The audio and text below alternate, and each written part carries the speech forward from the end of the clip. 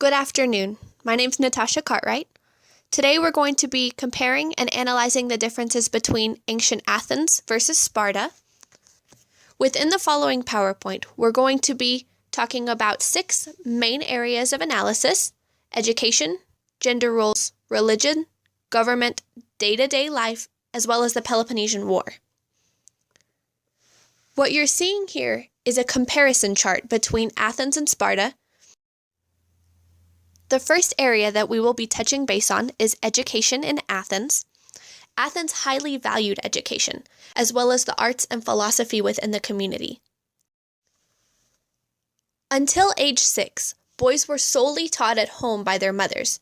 However, after they reach age 6, they're sent to a primary school in which they learned until the age of 16. After 16, once they graduated their primary school, wealthy boys had the chance to go on and continue their education until the age of 20, while others went ahead and found jobs. However, unlike Sparta, girls in Athens were taught solely by their mothers. Their mothers focused on teaching the girls how to be good stay-at-home wives and educated enough only to teach their children until the age of 6. Education in Sparta was much harsher than that of Athens. At age 7, boys were taken from their parents in order to be trained in military and combat fighting. Within this training, the boys were submitted to harsh environments and military training that educated the boys on how to become the ideal soldier. Sparta, however, was the only city-state to provide education for girls as well. Beginning at age 7, girls were taken similarly to the boys to provide an education in combat training. At age 20, the girls were tested. If they passed their test, they were able to return home and were assigned a husband. However, if they failed, it was seen as a disgrace and they were banished. The next area of analysis that we will be touching base on is gender roles between Athens and Sparta. First, we will talk about Athens. In Athens, men and women were not created equal. Women's jobs included watching over the home, staying attractive, and bearing children. They had limited matrimonial rights, as well as no voice within the community. The men in Athens were held to higher standards than those of the women. The men worked for the family. They were dominant over their wives as well as their children, and they were forced to engage in political and public events. However, life in Sparta was much different than that of Athens. Women in Athens were given a voice and the opportunity to own land within Sparta.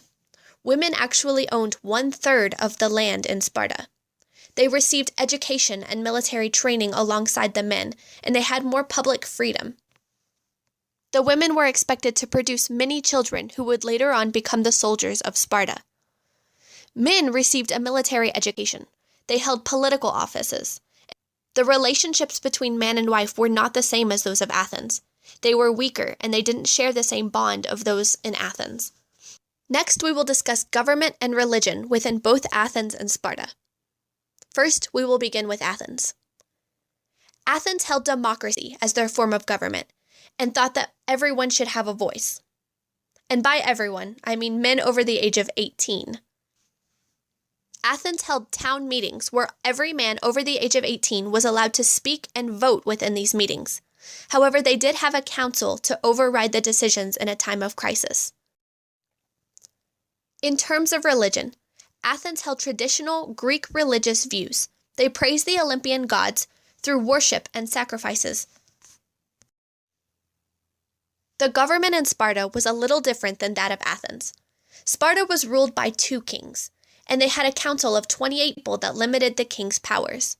The men were seen strictly as military, and they lived away from their wives. The middle and lower class men had no rights. In addition, they had a secret society that killed slaves who had the potential to rebel. In terms of religion, they also followed the Greek religious views.